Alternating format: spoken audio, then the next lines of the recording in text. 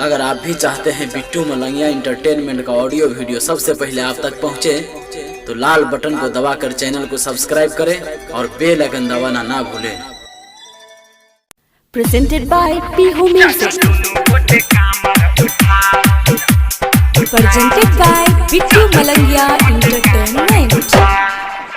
चढ़ गेलै सावन महीना, बोल पा जय शिव, बोल पा जय शिव।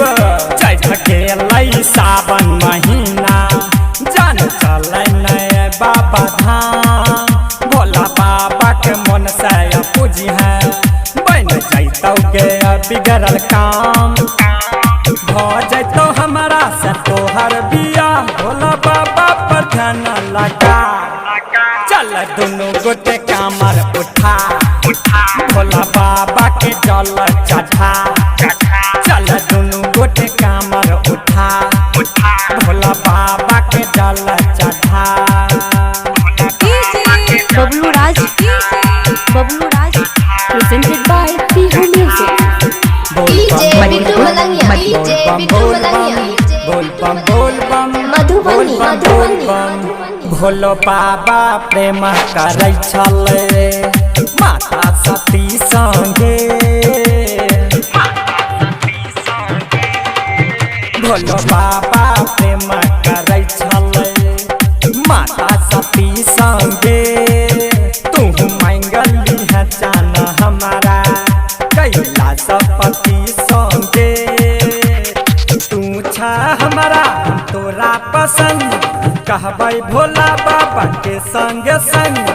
अइबेर नहीं अनथा, चल दुनू गोटे कामर उठा, भोला बाबा के जल चढ़ा। चल दुनू गोटे कामर उठा, भोला बाबा के जल चढ़ा। बुझलगे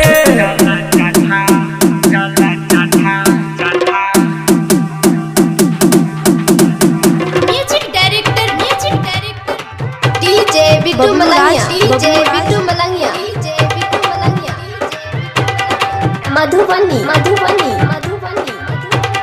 77 837 38 0।